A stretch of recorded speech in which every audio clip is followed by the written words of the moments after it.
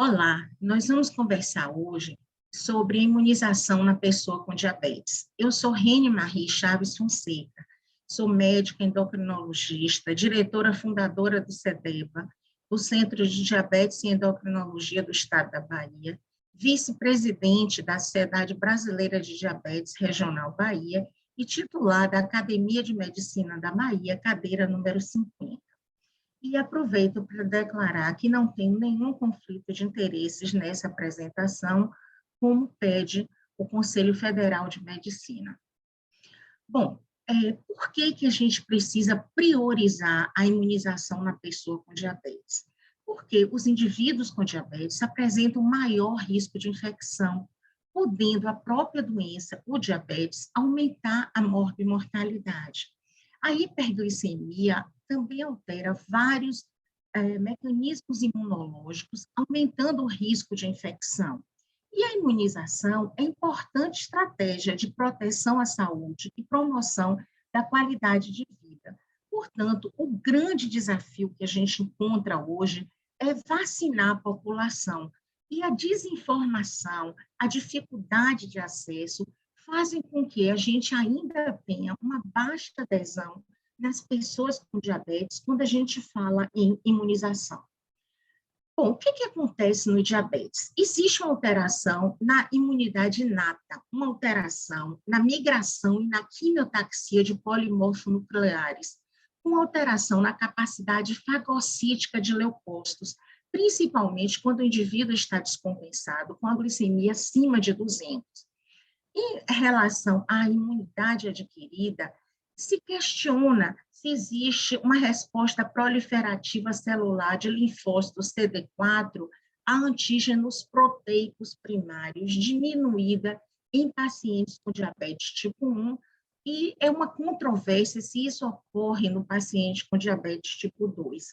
E provavelmente existe uma possível interferência de glicação proteica sobre a função biológica dos anticorpos, quer sejam eles produzidos por uma exposição natural aos agentes ou por uma imunização.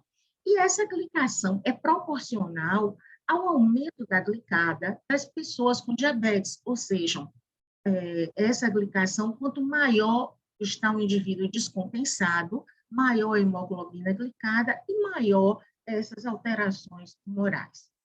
Mas a relevância clínica dessas alterações imunológicas no diabetes é controversa, visto que a resposta e proteção dos anticorpos após a vacinação contra infecções frequentes, como a influenza, a pneumonia pneumocócica e outras, foi adequada nas pessoas com diabetes.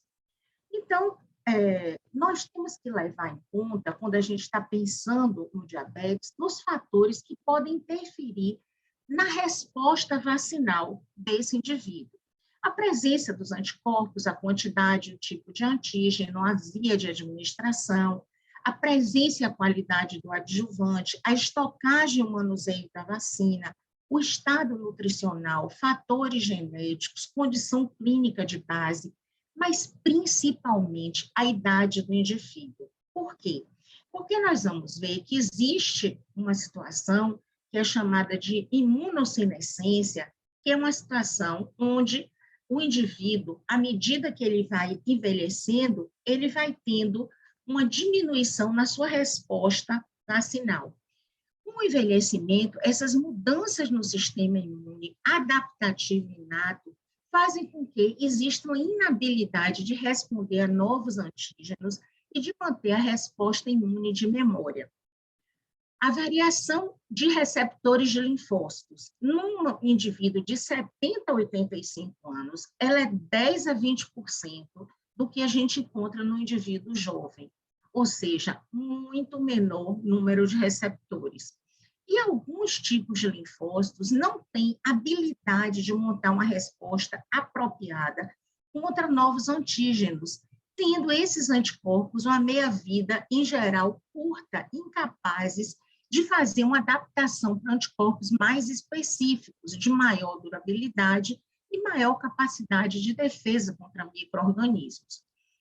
Contudo, na imunossenescência, a resposta imune a antígenos previamente conhecidos é mais preservada, o que chama a atenção da necessidade que a gente tem de atualizar esquemas vacinais que já foram utilizados pelo indivíduo. Quais são as infecções imunopreveníveis de especial importância na pessoa com diabetes? Elas normalmente são infecções que são comuns, se apresentam de forma comum à de uma pessoa que não tem diabetes. São causadas pelos mesmos agentes etiológicos e devem ser tratadas de forma semelhante. Mas, algumas vezes, no paciente, na pessoa com diabetes, eles apresentam maior gravidade e mortalidade. E aí vem o conceito de vacinação e imunização. Então, o que acontece? O organismo, ele reconhece o agressor e se defende através do sistema imune. Essa proteção, ela é feita através da presença de anticorpos específicos para aquele agente infeccioso. Então, ele pode acontecer de forma natural, ou seja, o indivíduo passa pela doença e ele, então, ele produz os anticorpos, né? Ele entra em contato com o agente infeccioso e aí ele pode desenvolver ou não os sintomas da doença, ou de forma artificial, quando a gente dá essa proteção ao indivíduo através de um imunobiológico, de uma vacina ou de uma imunoglobulina. As vacinas produzem proteção ativa, pois servem de gatilho para que o sistema imune produza anticorpos e células específicas de memória. Por isso, toda vez que a gente interrompe um esquema vacinal, você não precisa recomeçar, e sim você completa com doses de reforço. Já as imunoglobulinas, elas induzem uma proteção passiva, ou seja, a gente já dá ao indivíduo pronto aqueles anticorpos para se defender de um agente infeccioso. Esses anticorpos podem ser de origem humana, que são homólogos, ou anticorpos heterólogos, de origem animal. As vacinas e as imunoglobulinas podem ser indicadas para a prevenção dessas doenças em pessoas que têm diabetes e indivíduos que não tiveram exposição a agentes infecciosos específicos, e principalmente também para uma profilaxia pós-exposição a esses agentes. Considera-se o tempo de 2 semanas o período necessário para que você tenha uma resposta imune a uma dose vacinal. Bom, então, outro conceito importante é que a natureza da vacina, ela influencia diretamente sobre o tipo de resposta imune desencadeada. E daí vem sua eficácia na proteção contra aquela infecção. Aí também vai indicação e contraindicação e os efeitos adversos. Então, a gente tem 2 tipos de vacina. As vacinas atenuadas, que são aquelas que contêm um antígeno vivo atenuado, que é muito imunogênico e pouco virulento, e que é obtido através da seleção de cepas naturais atenuadas, através de passagem por meio de cultura especial. Como elas simulam uma infecção, ela tem uma grande capacidade imunogênica. Provocam efeitos adversos mais tardios, semelhante ao quadro clínico leve da doença. E são contraindicadas as atenuadas em gestante, imunodeprimido, paciente usando imunossupressor. E quando não são ministradas no mesmo tempo de outra vacina, com vírus atenuado, você deve fazer um intervalo de 28 dias entre uma e outra. Já as vacinas inativadas contêm antígenos mortos, inativados, que são pouco imunogênicos e não são virulentos. São obtidos por vários modos, e a gente está vendo aí, com a produção da vacina de Covid, várias formas de produção vacinal. Ou micro-organismos inteiros, ou fragmentos inativados, ou engenharia genética, ou a chamada vacinologia reversa, com sequenciamento de genoma do agente, análise e identificação de proteínas e capacidade de resposta imune.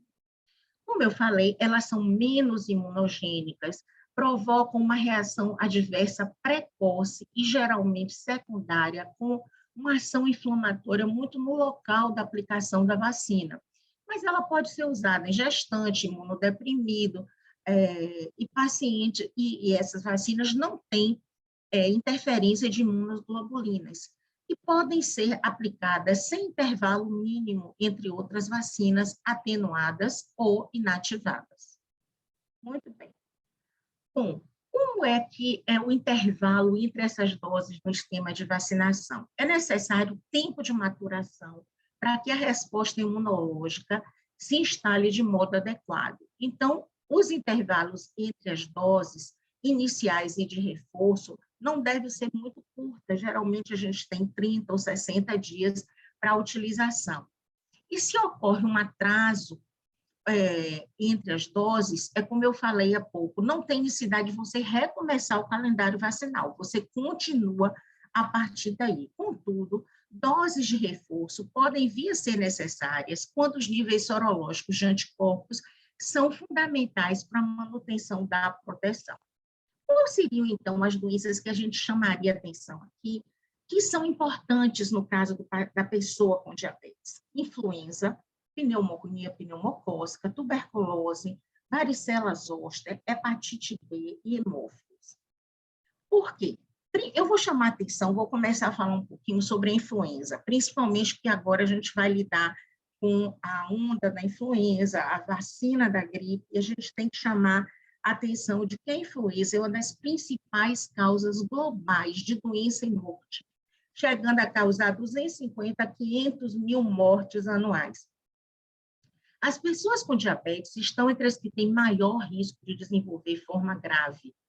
No Brasil, em 2018, o número de óbitos por influenza, 76% estavam em pessoas do grupo de risco, e desses, 23% eram diabéticos, ou pessoas com diabetes. E nas pessoas com diabetes, o risco de complicação aguda é maior, tanto a síndrome de respiratória aguda grave, como a hospitalização, são mais frequentes nas pessoas com diabetes. Por quê? Aí vem a pergunta, por quê? Porque a infecção por influenza aumenta o risco de evento cardiovascular agudo. Pode ocorrer exacerbação de infarto e de insuficiência cardíaca. Por quê? Porque a gente tem diante do agressor, do vírus, a gente tem um aumento da coagulabilidade sanguínea, um aumento dos componentes inflamatórios, as citocinas pró-inflamatórias, que levam à disfunção endotelial.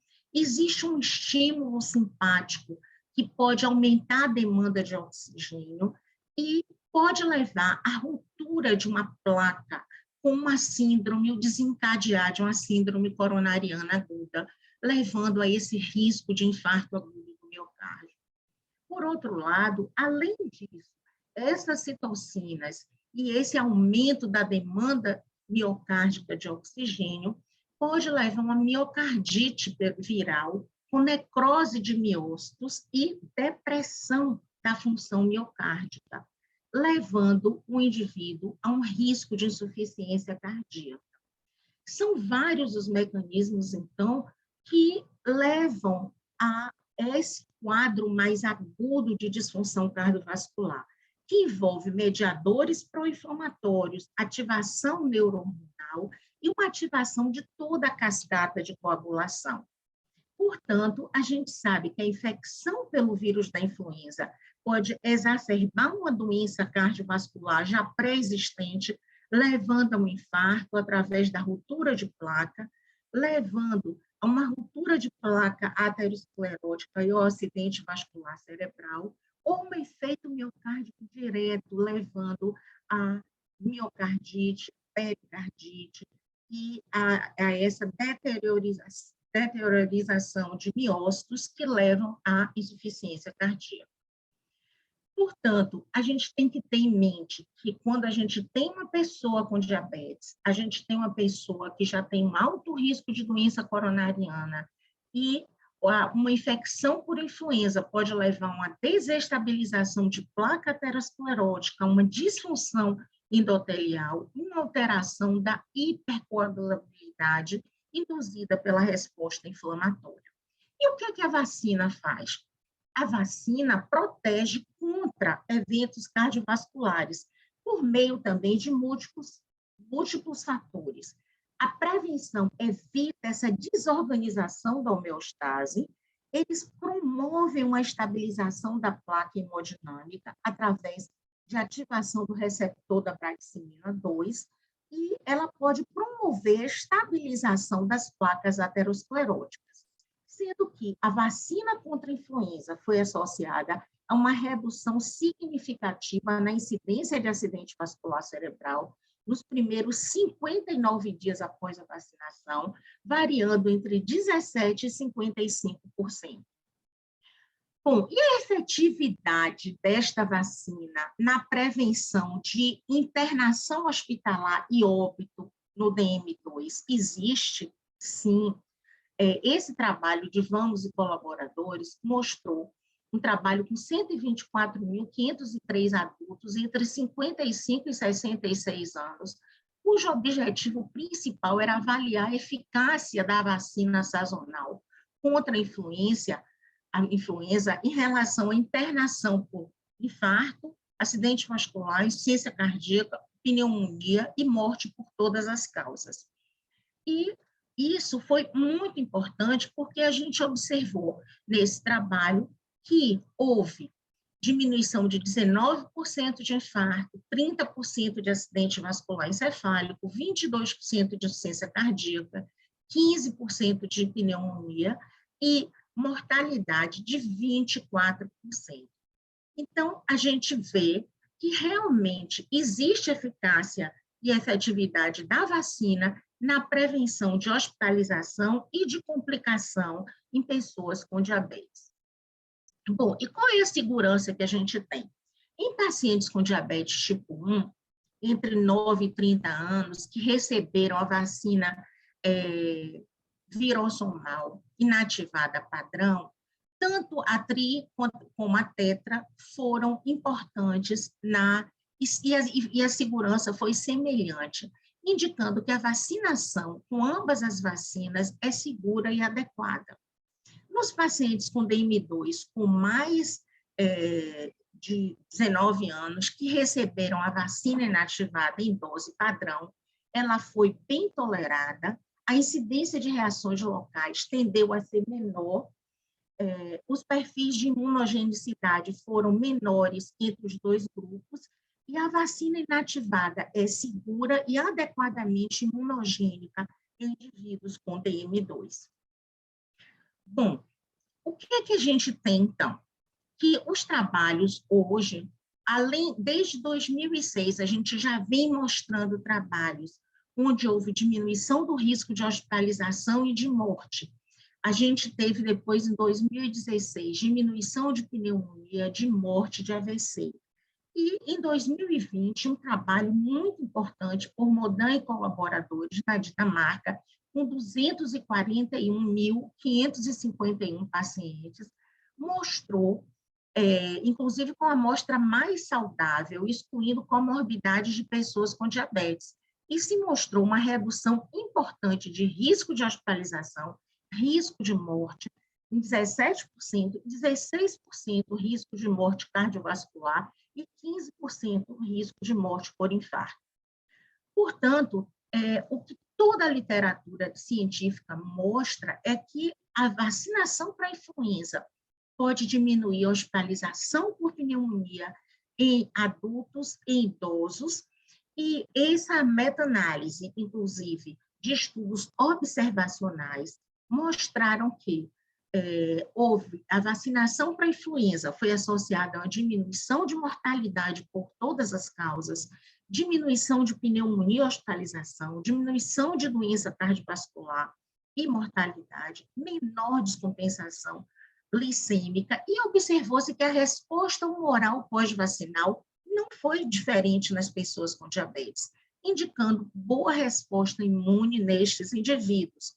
Portanto, a vacinação para a influenza é necessária para reduzir a infecção nas pessoas com diabetes. E isso ficou bem claro nas diretrizes da Sociedade Brasileira de Diabetes, publicadas em 2021, onde nós dissemos que é recomendado vacinar anualmente para a influenza todas as pessoas com diabetes, conforme a composição da vacina liberada pela Organização Mundial da Saúde para o hemisfério sul. As vacinas são diferentes para o hemisfério norte e para o hemisfério sul, e elas são mudadas, elas são como se fossem atualizadas anualmente para cada hemisfério. É recomendado vacinar para a influenza todas as pessoas com diabetes, em especial os idosos, porque diminui o risco de mortalidade e hospitalização por pneumonia. E é recomendado vacinar para a influenza adultos com diabetes, porque diminui a mortalidade cardiovascular. Muito bem. E o que mais é importante a gente pensar em prevenir o paciente com diabetes? A doença pneumocócica. As pessoas com diabetes têm 1,4 vezes maior risco para pneumonia pneumocócica adquirida na comunidade e até 4,6 vezes mais risco para a doença pneumocócica invasiva, que terminará em hospitalização e necessidade de UTI, e maior risco de septicemia. Quanto maior o tempo e o quanto pior o controle glicêmico, maior o risco de você desenvolver uma complicação de uma pneumonia pneumocócica, mesmo aquelas adquiridas na comunidade. E a gente sabe que, além da pneumonia, ela ainda pode ser responsável pela meningite, por septicemia, por otite, por outros tipos de infecção. Portanto, a Sociedade Brasileira de Diabetes recomenda que pessoas idosas com mais de 60 anos, com ou sem diabetes, é recomendada a vacina pneumocócica conjugada 13-valente, seguida da vacina polissacarídica 23-valente, porque protege contra a doença pneumocócica invasiva e a pneumonia pneumocócica. Bom, outra prevenção importante é o herpes zoster. Hoje, a gente tem visto com muita frequência. Eu tenho visto assim, um número assustador de casos, principalmente pós-Covid, e pacientes que tiveram alguma alteração imunológica por excesso de estresse. E 98% dos brasileiros aos 60 anos têm histórico de terem tido varicela e correrem, portanto, o risco de desenvolver o herpes zoster. Quando você tem a varicela, a primo-infecção é como se o vírus ficasse latente nos gânglios nervosos e cervicais e dorsais profundos. E quando existe uma baixa de imunidade, principalmente a imunidade celular, que pode ser pela própria imunossenescência ou por uma resposta imunológica adquirida, surge o herpes zoster. As pessoas com diabetes com mais de 65 anos têm 3 vezes maior risco para o herpes zoster e 18% maior risco para neuralgia pós-herpética. Em diabetes tipo 1, esse risco é um pouco discutível, mas trabalhos em Taiwan têm mostrado também essa relação importante. Portanto, é recomendado a vacina viral atenuada para pessoas acima de 50 anos com diagnóstico de diabetes para prevenir o herpes e também a neuralgia pós-herpética. Sempre que é possível, não tendo indicações, a vacina inativada deve ser preferida à vacina atenuada, por ser mais eficaz na prevenção do herpes zoster e da neuralgia pós-herpética, além de conferir uma proteção por tempo mais prolongado. A vacina inativada para herpes pode ser utilizada em quem já usou a atenuada. E é importante enfatizar que, como é uma vacina inativada, ela pode ser usada naqueles pacientes com imunossupressão, onde a gente sabe que o herpes zoster é muito frequente, em pacientes pós-quimioterapia, em pacientes pós-doenças imunológicas ou portadores de doenças com imunodeficiência. Bom, a hepatite B anda casadinho com um namoro enorme com diabetes. O risco de desenvolver diabetes é duplicado nas pessoas que têm hepatite B e, por outra de outra maneira, a pessoa com diabetes que adquire o vírus B tem maior risco, 3 vezes maior, de doença renal crônica terminal e hemodiálise. E a presença de diabetes aumenta em 60% o risco de hepatocarcinoma, duplicando também o risco de qualquer complicação hepática ou morte por hepatopatia. Então, a nossa recomendação da Sociedade Brasileira de Diabetes é que a vacina para hepatite B seja recomendada para todas as pessoas com diabetes, independente da faixa etária, para prevenir infecção pelo vírus B da hepatite. Depois do esquema completo de vacinação, os títulos sorológicos podem diminuir com o tempo, e uma dose de desafio pode ser necessária para estimular essa memória imunológica, quando existe uma resposta amnéstica. Essa resposta acontece geralmente em 60% a 96% das pessoas imunocompetentes que se vacinaram na infância. Pessoas que alcançaram uma resposta acima de 10 são consideradas protegidas, mesmo que esses títulos caiam. Ou seja, frequentemente eu solicito, inclusive, o anti-HBs das meus pacientes com diabetes para avaliar se eles tiveram essa resposta e se a gente precisa fazer uma dose desafio para fazer qualquer tipo de estímulo. Bom, e finalmente a COVID, né? A gente sabe que a COVID foi um grande desastre que a gente teve e as pessoas com diabetes sofreram muito, e as pessoas idosas já em função da imunossenescência. E a recomendação da Sociedade Brasileira de Diabetes foi para que qualquer pessoa com diabetes possa e deva ser vacinada acima de 18 anos. Hoje a gente já sabe que a gente já tem a liberação também para crianças e adolescentes, principalmente diante da possibilidade da utilização da Coronavac. Existem muitas vacinas, muitas foram usadas. Aqui nós usamos a Coronavac, que é inativada, a vacina Oxford Fiocruz, de vetor viral não replicante, foram ambas consideradas inativadas, e posteriormente foi liberada a da Pfizer, que utiliza RNA mensageiro, e a Janssen, que utiliza DNA e vetor viral. A gente não teve aqui a vacina do RNA, a Moderna, não foi liberada no Brasil. Bom, outras infecções imunopreveníveis, hepatite A, rotavírus, febre amarela, doença meningocócica, sarampo, cachumba, rubéola, HPV, difteria, tétano, coqueluche e dengue. As pessoas com diabetes precisam também estar protegidas para essas outras doenças. E isso nós temos hoje a recomendação que pode ser encontrada, o guia de imunização que foi realizado pela Sociedade Brasileira de Diabetes, juntamente com a Sociedade Brasileira de Imunização, e hoje a gente tem várias instituições respaldando essa imunização na pessoa com diabetes. E nós temos aqui o calendário de vacinação, onde a gente coloca, e vocês podem encontrar, acessando a internet também, tanto a Sociedade Brasileira de Diabetes como de imunização, os esquemas vacinais, como vocês devem fazer, e onde está disponível no CRI, que é o Centro de Referência em Imunobiológicos, ou nas unidades básicas de saúde.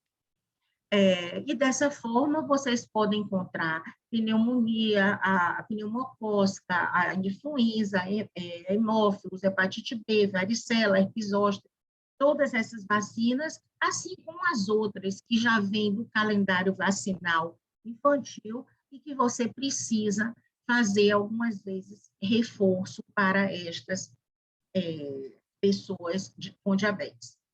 Muito bem, aqui a gente tem o cartão de vacinação do adulto e do idoso com diabetes, que pode ser feito download a partir daí do diabetes.org, e você pode baixar na hora, quem é sócio e quem tem acesso a Sociedade Brasileira de Diabetes também pode conseguir baixar esse cartão de vacinação. E o SADEBA também tem o cartão de vacinação, que encontra-se também no site do SADEBA e que pode ser avaliado e visto, já que nós temos lá, por ser um centro de referência, um serviço de imunização para a pessoa com diabetes. Bom, o nosso desafio sempre é a adesão do paciente ao acesso, né? Nós estamos tentando melhorar o acesso, trazendo para perto. A gente sabe que a unidade básica de saúde é responsável por este acesso, pela imunização, mas a gente está tentando trazer também, como fizemos para a unidade, para o centro de referência, estamos trazendo vacinas, como a vacina de pneumonia, a vacina a V6P13, a pneumo 23, a de influenza. Estamos tentando, hoje, garantir um acesso mais rápido à pessoa com diabetes no nosso estado. E eu termino trazendo uma consideração que eu acho que é muito importante no momento em que a gente vive. Vacinar é um ato de amor.